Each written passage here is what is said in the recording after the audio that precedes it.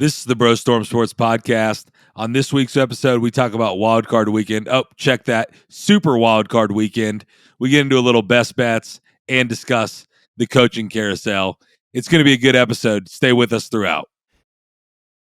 It's BroStorm Sports with your hosts, Sasha and Scott Bushka. He's a sports talk show host named Sasha, named after Sasha Radunovich. And Scott's a wisdom-seeking, educated, networking guy who works in the sports industry. Featuring Intern P, the basement beer pong world champion. So put on your bro coat. It's time for a BroStorm. Welcome into BroStorm Sports. It is Monday, January 16th. We just saw Super Wildcard Weekend come to an end with a Cowboys 31-14 victory over the Bucs. On this week's episode, we're going to find out what new subscriptions Intern P claimed over the weekend. He said he's got some quick hitters, so I'm wondering what website he got those from. And we'll see how many times Scott brags about not having to buy a trip to Vegas in one of the worst bets in football history that we found out he won last week. So how you doing tonight, fellas? I'm done bragging about Vegas. I mean, this is sad. I hope my buddies aren't listening, but I don't even want to go to Vegas. And I should have had $10,000 instead of a trip to Vegas that I don't even want to go to. So other than that, I'm doing all right. I have to admit that it was a rough weekend on the betting front for NFL.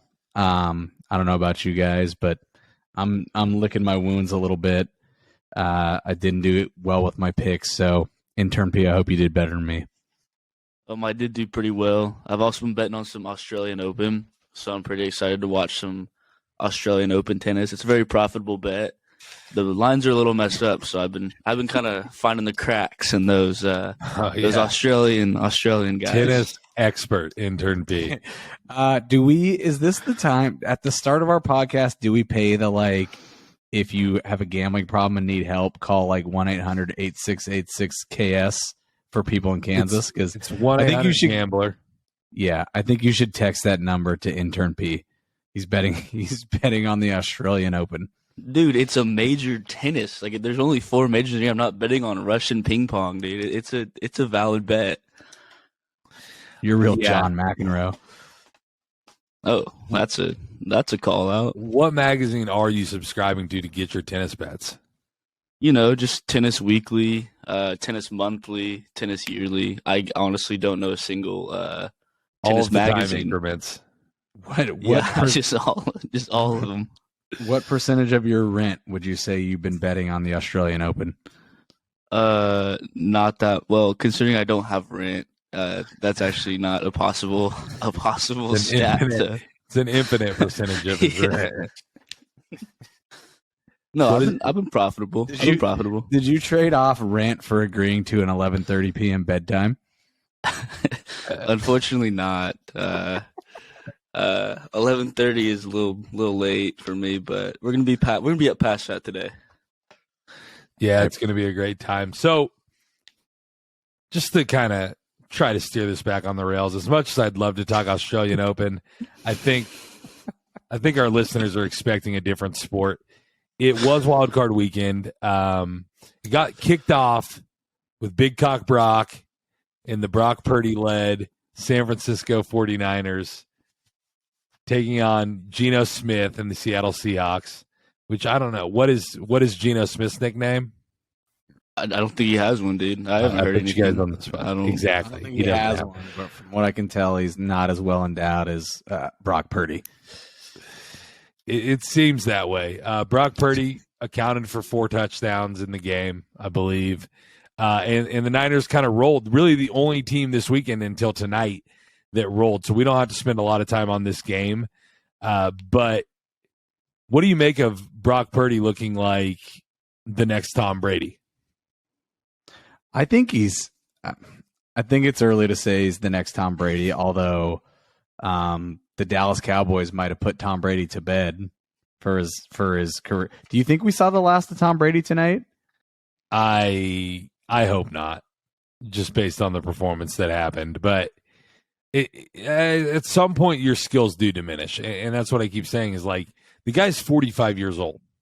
there's no reason that he should be playing at 46. But Las Vegas will probably give him $50 million a year because they're the Raiders, and we'll probably see him rolling back out there next year.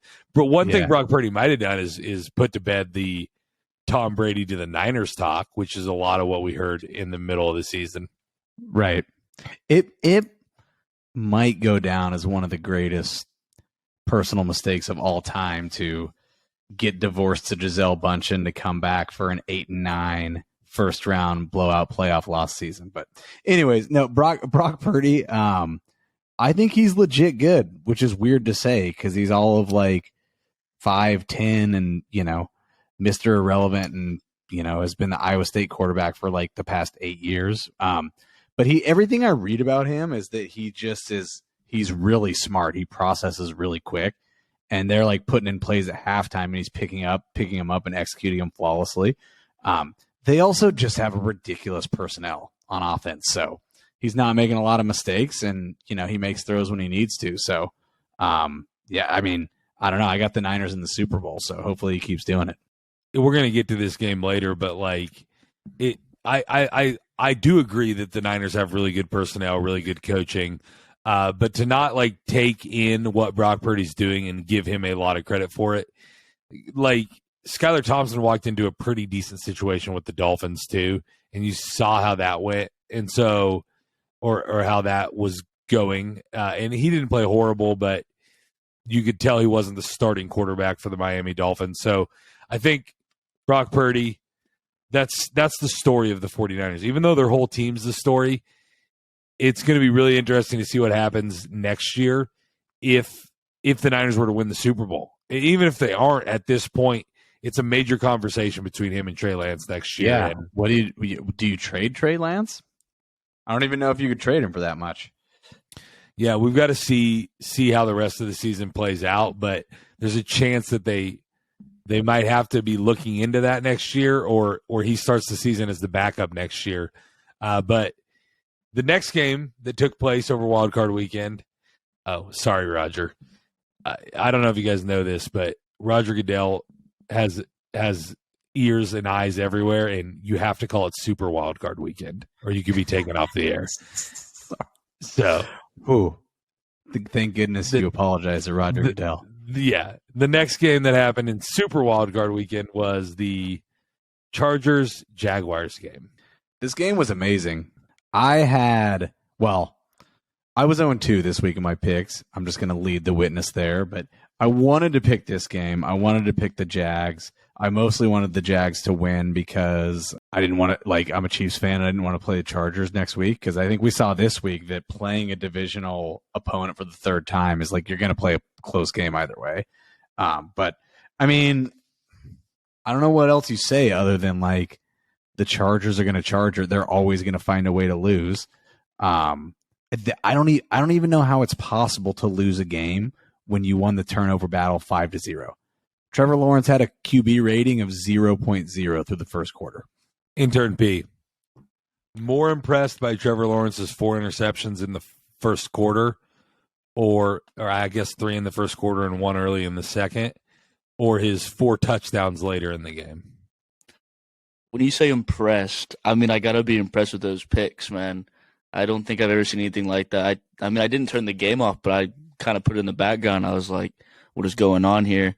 And I look up, and it's 27-14 again, and I'm like, okay, they're really going to do this. But I was more impressed with that muff punt they had when that dude just ran into the ball, and then the Chargers didn't score a touchdown after that on their own 10-yard line or something. And I think that's really was a turning point in the game when they didn't score that touchdown. I want to, P, what type of ridiculous live bets did you place during that game? I'm not that big of a degenerate. I don't really dabble in the live bets. I would have, obviously looking back on it, hindsight 2020, but I didn't make any live bets on that game. I got to tell you. Go ahead, Scott. No, go ahead, Sasha. I would have been live betting the shit out of that. But what? Are you in trouble still? One reason or another. There's a couple reasons I wasn't live betting. Did you get grounded from your DraftKings account? I did not get grounded from my DraftKings account, but I had a bit of a trip to Mole Vegas last week, which, what happens in Mole Vegas comes home with you. It doesn't stay there. And so I cashed out my DraftKings account and took a little breather. And and for whatever reason, I don't know any of the songs he sings, but I was at a Chris Cagle concert during this Jaguars Chargers game, so I wasn't able to dabble in the live betting. That's a shame. I live bet the Jags like plus 24, which turns out covered pretty comfortably. You didn't have the balls to money line them though. No, I did not. I did not have the ball. Did you see there was something going around that someone bet like $1.4 million to win like 11,000 on the Chargers to win the game when it was 27-0? Stupid. I don't feel bad for him at all because that's what you get for trying to cheat the system. Like you just take heavy favorites all the time. You're making pennies on the dollar here and there, and then eventually your pennies on the dollar turn into losing $1.4 million, and that's what you get.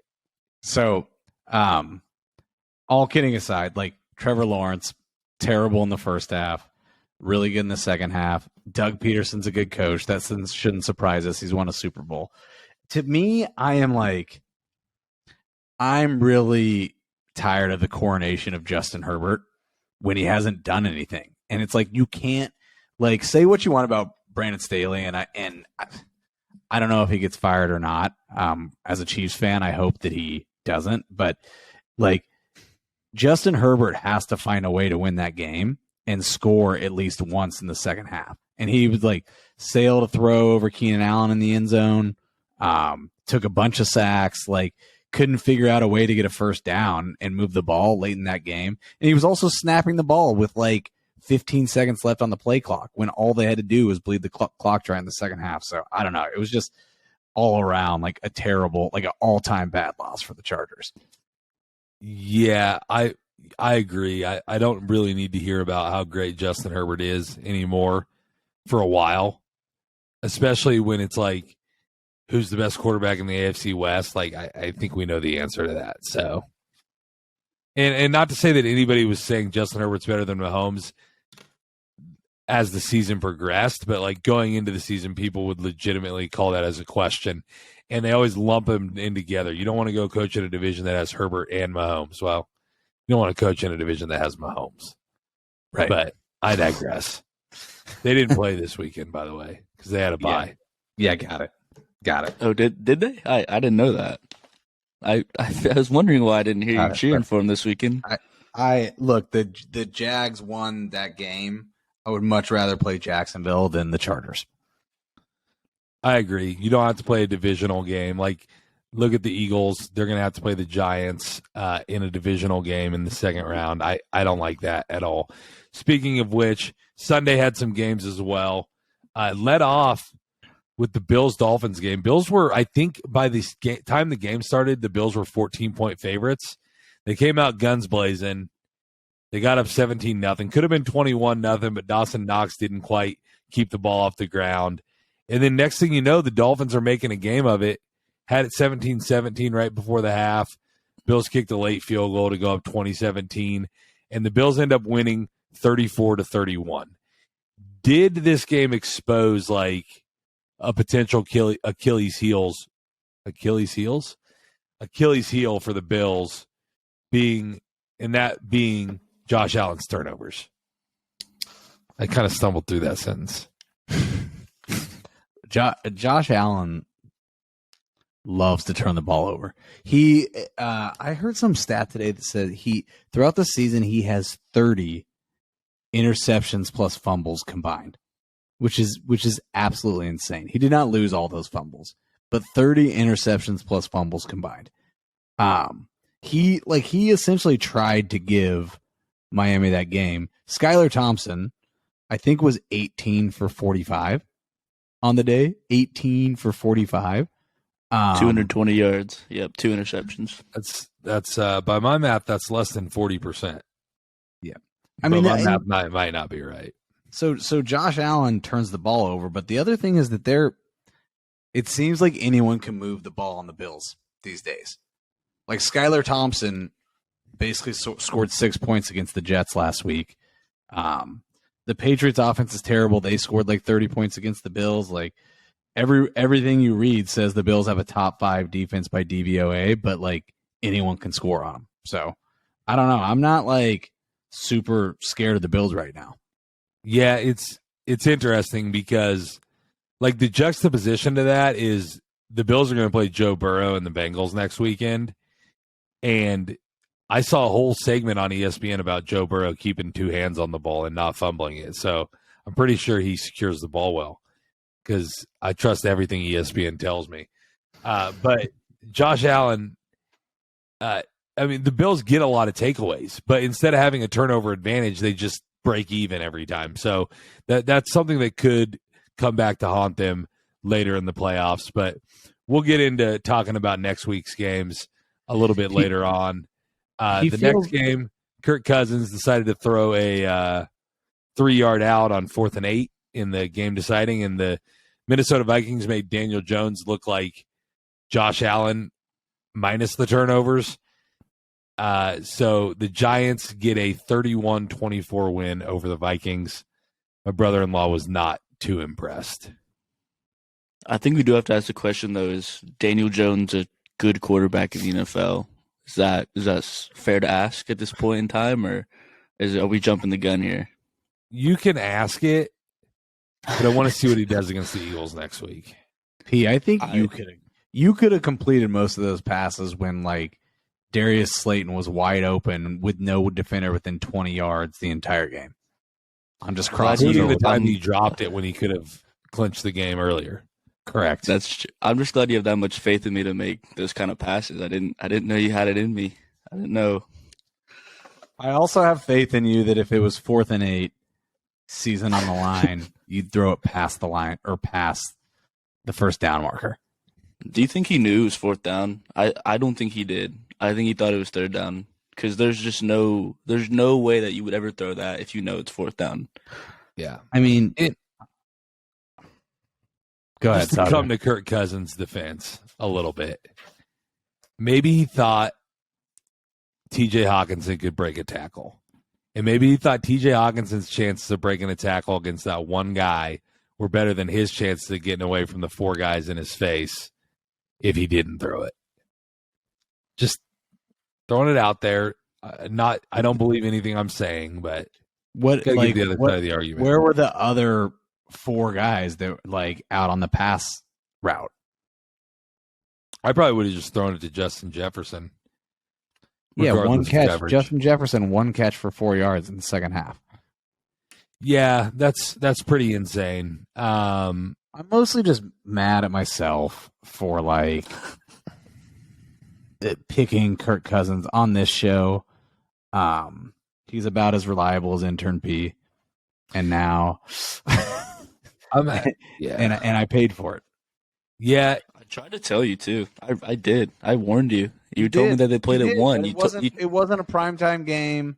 That was prime time. 4. I know they suck. Everyone knows they suck. But I was like, you know what? The Giants suck too, and they're at home. And Danny Dimes is not a good quarterback. It's interesting. It wasn't a primetime game, but I don't know like who comes up with these stats. But I think I saw something before the game that in the 3:30 window, going back to college, like college and pros, Kirk Cousins is like 10-26 in that window. But and then in addition, that was the only game I missed this weekend, non-spread related. Like just in my picks, that was the only game I didn't get right this weekend. My boy Sasha, you know Big Dave? Oh yeah, Big Dave from New York. My boy Big Dave, like as New York as it gets, huge Giants fan. If he listens this week, he's going to be real fired up about me talking shit on Danny Dimes. The Chiefs and Giants play back-to-back on Saturday, and he wants to go to the bar and drink like 17 IPAs in a row. So we'll see if I can pull that one off. You know, just to kind of, since we're talking about time slots and how people do it different times, Trevor Lawrence has literally never lost a game on a Saturday.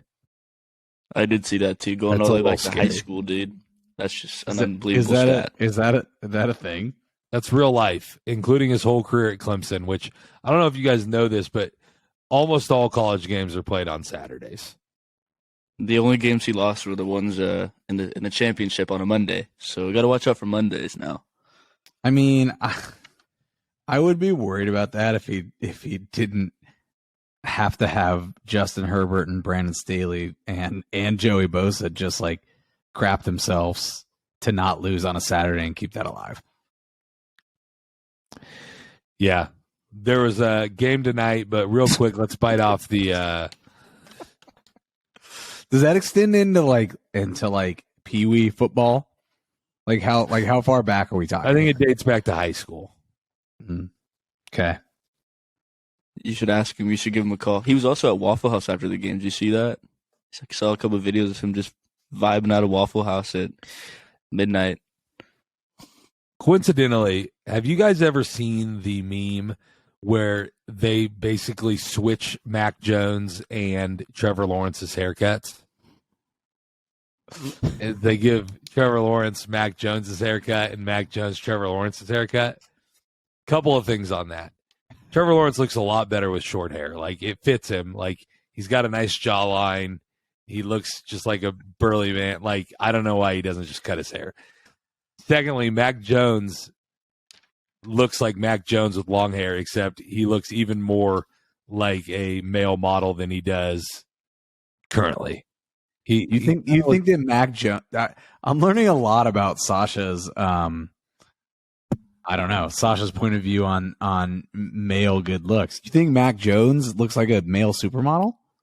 Have you seen like the pictures of Mac Jones as a female? I mean, I really enjoy that one. J Miz is just sending us a picture. I really enjoy that one TikTok video of all the quarterbacks, with female hair. But no, I can't remember the Mac Jones one. Just throwing it out there. We're way off course here. We're digressing. It's fine. All right. Last game that took place on Sunday, Bengals, Ravens. The Bengals, I mean, the Ravens had a chance to win this game, and basically the whole game came down to one play. With 11 minutes to go, Tyler Huntley goes high when he's supposed to go low. He fumbles. Hubbard takes it back 98 yards for a touchdown the other way. 14-point swing. The Bengals were going in to score to go up 24-17. Or, sorry, the Ravens were going to go up 24-17. Instead, the Bengals go up 24-17. Neither team scores again the rest of the game.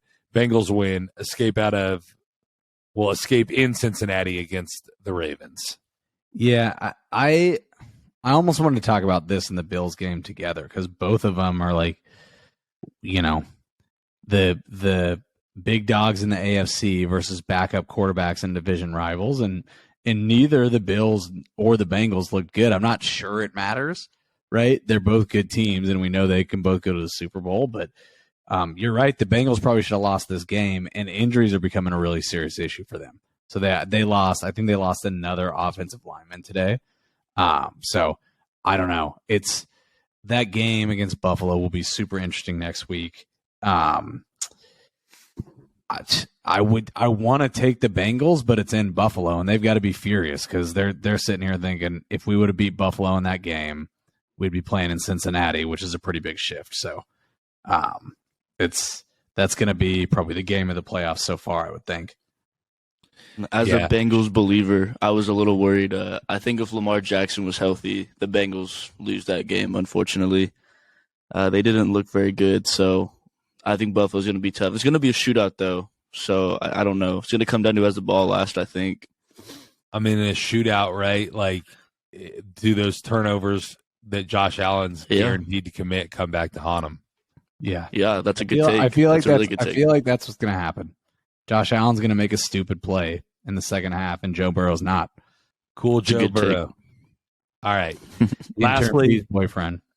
Can we? No, hey, Sasha, is now the right time to talk about Lamar? Or tell me what you think about Lamar. Is he ever going to play for the Ravens again?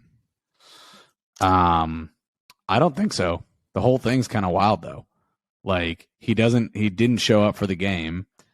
By all accounts, it seems like people feel like he could have played, but he's almost like holding out on the Ravens because they never gave him his contract. So I don't know. I feel like it's a poor look all around, but I mean, almost undoubtedly seems like he might have played his last game for the Ravens, right? I don't know about undoubtedly. Like, they still have the tag. The Ravens still kind of have control over the situation. It's just like whether the Ravens want to commit to him financially or not, and what he ends up continuing to ask for. And if they think they can get a boatload in a trade and then not have to pay a quarterback, have a guy on a rookie contract again, or whatever they think they need to do, they might do it. But the Ravens still have ultimate control over the situation. Unless Lamar decides he's not going to play. I mean, yeah, I think you're right. But, you know, they just went through a situation where he basically is like holding them hostage. Yeah. Seems like it. Yeah, and it's crazy to think, like, after the MVP in 2019, that just a few years later, we probably saw Lamar play his last game for the Ravens. So hypothetically, he does leave. Then are they going to stick with Tyler Huntley? Or are they going to try to move up in the draft? I don't see what they're going to do if he leaves. Trade for Trey Lance. Get Derek Carr or something. I don't know. That might be better for him. They could trade for Trey Lance. They will get a ton of picks for Lamar Jackson. So they'll have some flexibility and some options of things to do. So that'll be interesting to see how that plays out in the offseason. Just real quick, last game we saw tonight, the Cowboys beat the Bucs 31-14. Really, the only interesting thing that came out of this game was Brett Maher missed 4 consecutive extra points. It's like almost as bad as Trevor Lawrence throwing 4 picks in the first half. Yeah, the only sad part for me about that is I was calling a high school basketball game while the 4 extra points were being missed, so I didn't get to join in all the fun.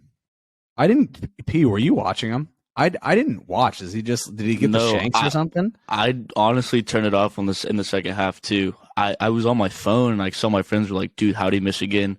So I think he was just missing, dude. I think he hit off the crossbar. What happened on the first 3? I know the 4th one hit the upright. I think you just like pushed him. I don't know. I wasn't watching. I'm lying. It's funny. It's a funny thing, but it's also a wild thing and like a big problem if your kicker literally has no confidence going into your next round game. Like, what if you need to kick a field goal in the next game? It's probably not going to be a blowout like it was in this game. So a little bit of a concern for the Cowboys moving forward. But you guys got anything to add on any of the Super Wildcard weekend games before we get out of this segment? I'm good. Rodgers probably happy. It was a great week of football. 3 days straight. He got his Monday night game. Next week's going to be good. Rodgers pumped. We're not going to get any angry calls because we used our word super about 10 times this segment. On the other side of the break, we're going to get into some best bets, tell you what we think about some of next week's games, recap this past week's losses for the most part. Stay with us. Having an event that needs amazing entertainment? Hi-Fi Productions is the way to go. They bring their mobile dueling pianos and provide a highly interactive and fun show that's perfect for fundraisers, corporate events, or any kind of party. Is somebody getting married soon? Hi-Fi also provides the best wedding DJ service around, winning Wedding Wire's Couples Choice Award 4 years in a row. They know how to pack a dance floor. Based in Wichita, Kansas, visit hifiproductions.net to book your unforgettable event. Welcome back into BroStorm Sports, where we sometimes make good picks and sometimes go 1-5 on the weekend. This is the best bets segment. We're going to recap a little bit of how we did last week, go into next week's games, and then maybe talk a little coaching carousel at the end of this segment. Scott, talk to us about last week's picks. It turns out we are the Chargers of postseason NFL betting. Sasha's Joe Burrow. Sorry, Sasha's Justin Herbert. Intern P's Brandon Staley, and I'm Joey Bosa. What? No way. At least give me Eckler. Real quick, since you brought up Joey Bosa, first of all, what kind of name is Joey for like an NFL elite pass rusher? Second of all, hurt Joey's. Is it just me, or is Nick Bosa like way better looking than Joey Bosa, even though they're brothers? How many times are you going to talk about star NFL players' good looks on this show? Every chance I get tonight, apparently. I'm starting to. I feel like Sasha needs to start thinking about something other than sports. It is wearing on me. I figured out tomorrow is my 1 year anniversary on my radio show. So I did 520 hours of sports talk radio in the last year, not including BroStorm Sports. Jeez. Or any play-by-play. Yeah. It's roughly 21 full days, all 24 hours of the day. 3 weeks of all 24 hours of the day. It's impressive. Yeah. Well, to your question, yes, I do believe that Nick is better looking than Joey.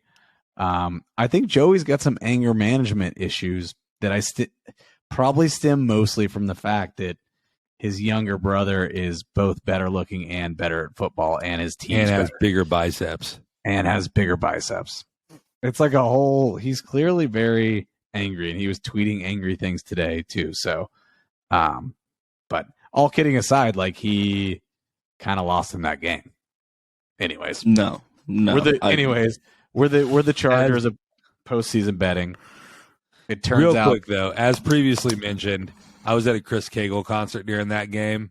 I did rewatch the entire highlights reel, but how did Joey Bosa lose him the game? I might have missed something. He got 2 unsportsmanlike conduct penalties for basically like throwing a fit after plays where he thought a penalty should be called or something didn't go his way. But the one I'm specifically talking about is on the Jaguars' last touchdown. Joey Bosa thought there should have been a holding and a false start. He's still on the field. He takes his helmet off and throws it down. He gets a 15-yard penalty, which moves the ball to the 1. And then Doug Peterson, who's got big balls, decides to go for 2. Huge balls. We actually talked about that today. Like I still don't see how you can go for 2 there unless you like. I mean, it's an aggressive play call, but like Lawrence made it look easy with his, whatever 7-foot wingspan he has. It turns out Tyler Huntley watched that film and was like, I can do this too, and came up like 2 feet short the next day. Well, but he went over the top when he was supposed to burrow. Right. No pun intended. Anyways, we went 1-5. Intern P is the only person that won a game, which this is like, Sasha, me and you losing to Intern P continues to be embarrassing to me. Given his what we thought was a lack of knowledge of, really anything, not just the NFL. I was actually waiting for you to say that. I felt it coming. You're gonna be like anything. But I did, and I had the Chargers, so I should have been 2-0. Intern P was 1-1. He picked the Chargers to cover, which they did not, and then he picked the Niners to cover 10 against the Seahawks. They did. So Intern P went 1-1. Sasha, you were 0-2. You went with the big favorites, Bills and Bengals, and neither of them covered. And then my picks were clearly the worst. I picked the Vikings to cover 3 against the Giants. They lost outright. And then I picked Tampa Bay to cover +3 against the Cowboys. And that wasn't even close. So 1-5 on the weekend. We didn't let J Miz pick, which probably would have made us 1-7. So not a good weekend overall. It turns out that playoffs are a little bit harder to pick than the regular season.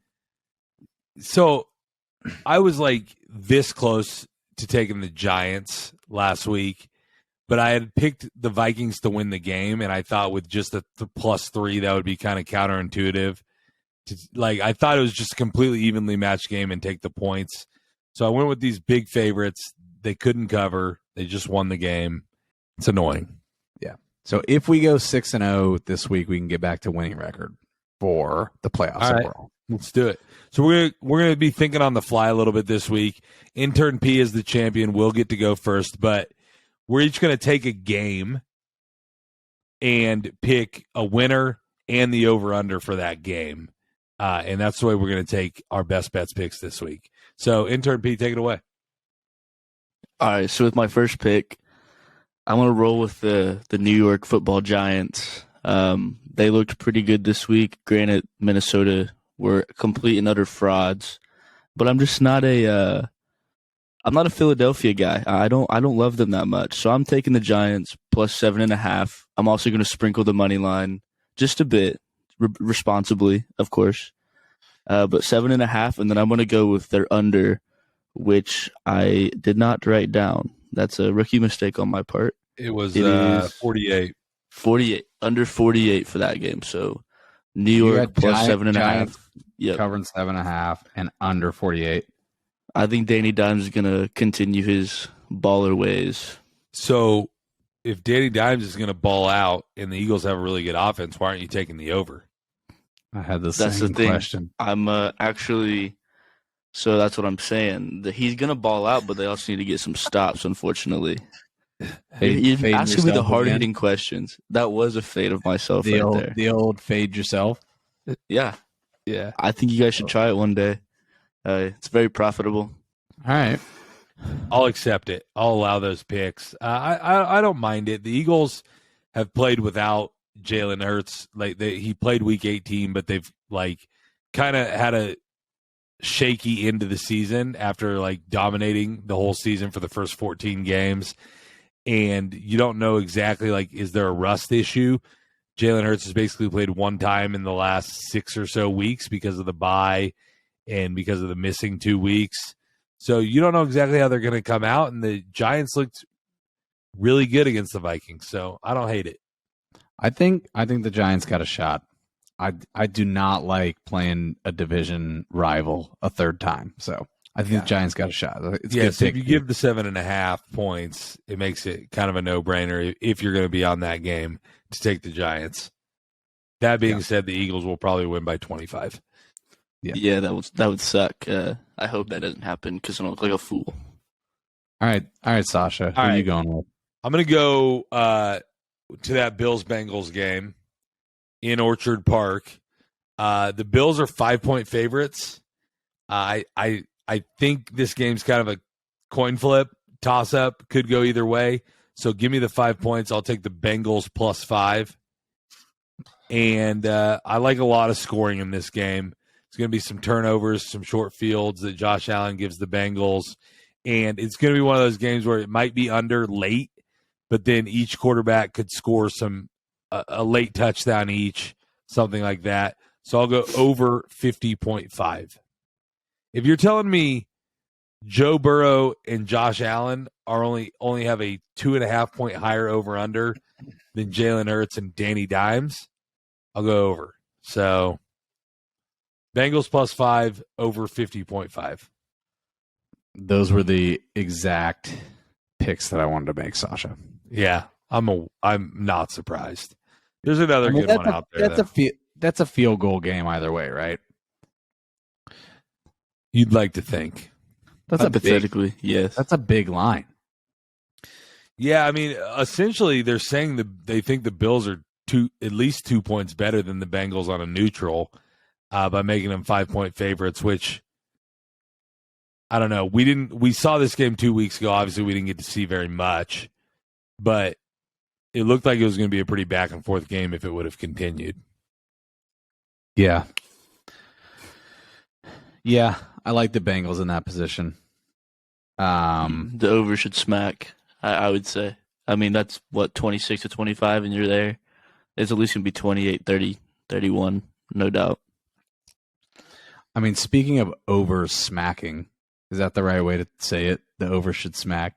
I mean, if John doesn't know lingo. Let me think about me this. Or him. Let me think about this for a second. But that John, you're not even using it right. You can't call it. Every single game went over the total this weekend. Everyone but the one today. They lost it by 0.5 point because they lost it by the extra points because he missed 4 extra points. Yeah. Oh, 31-14, and it was 45.5. Mm-hmm. Yeah. But still, and that's why I think it's going to readjust, unfortunately, because I think a lot of bettors are going to be like, "Hey, over, let's hammer it," and they're going to adjust. Vegas knows they're not going to lose money.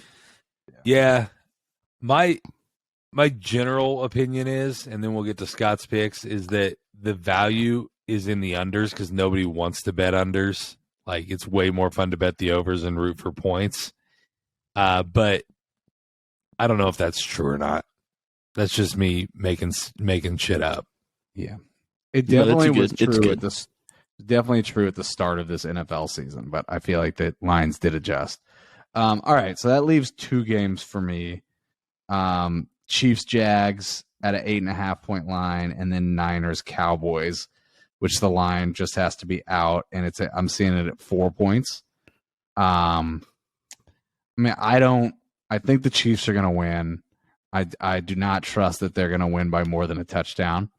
So I'm going to go with that Niners Cowboys line, and I'm taking the Niners to cover 4 and go over the total of 46.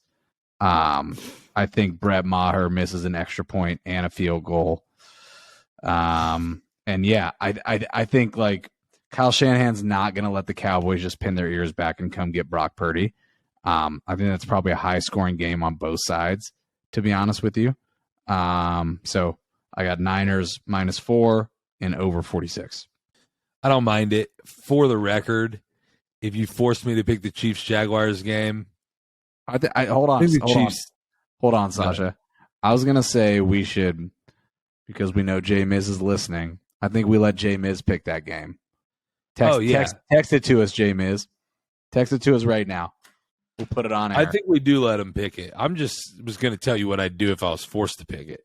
What would you do? I think the Chiefs can win by 10 points. I'd take the Chiefs and -8.5. Although I don't love it. Like, there's a world, I don't know. The Chiefs handled the Jaguars pretty well, and it was fairly late in the season when they played them. Like, the Jaguars were already starting to turn the corner. Yeah. While we're waiting for Jay Miz's pick, I disagree with you. I mean, Trevor Lawrence is still ugly with short hair. Yeah, well, and also Mac Jones is ugly with long hair. see, but this is just Mac Jones with long hair, like Wearing a suit. just like all they did was put the hair on him.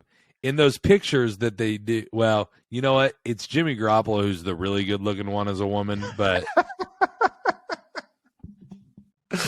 Good point. Mac Jones was legitimately a child model. Look it up. Use your Wikipedia subscription. All right, Jameis Jay has Miz the Go ahead. Chiefs -8, he said. I showed it at 8.5, but 8.5. we'll give him 8.5. Chiefs -8.5 and the over. That would be over 51.5. So just to recap, Jameis Chiefs -8.5 and the over 51.5. P had the Giants +7.5 under 48. I had the Bengals +5 and over 50.5. And Scott had the 49ers -4 and over 46. I'm going to call a quick audible here, guys. We're going to take a quick break. On the other side of the break, we're going to do about 5 minutes on the coaching carousel, and then we'll get you out of here for the night. Stay with us.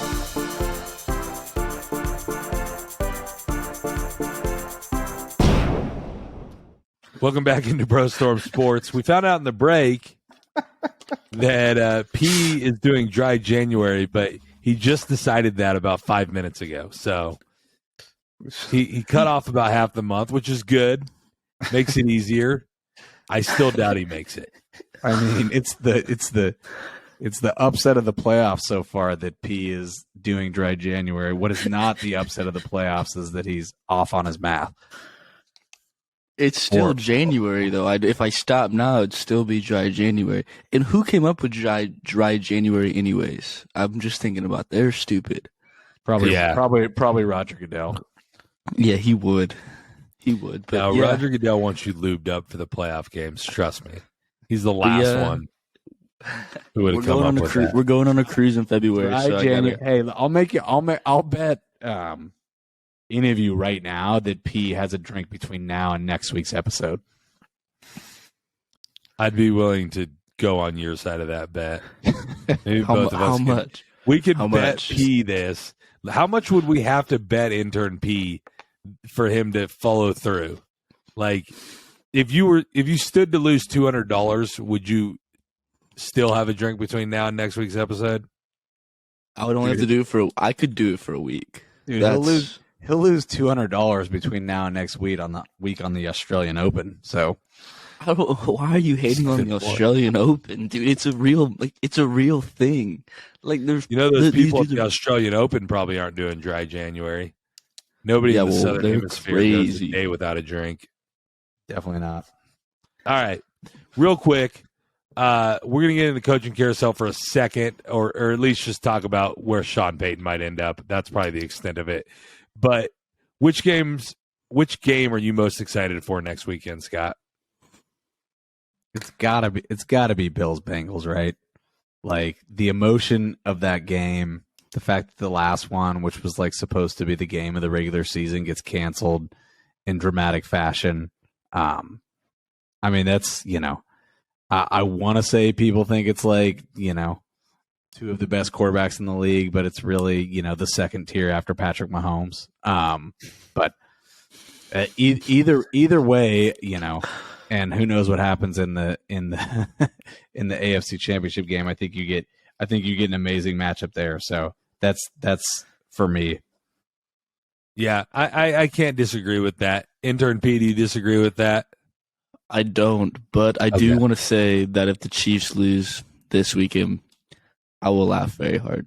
I just want to put that out there. It would be rather sad. And we are overlooking the Jaguars. We're like, oh, well, they're going to win. But what if the Jaguars mess around and win? Like, what's going to be the vibes from you guys? If the Chiefs lose, I'm going to have Sasha whoop your ass. Yeah, that's fair. Yeah, because I'm out there playing, huh? I mean, on the way out, let's end with this question. Does the Chargers ownership just send out a floater? Hey, Sean Payton, if we fire Brandon Staley, will you take our job?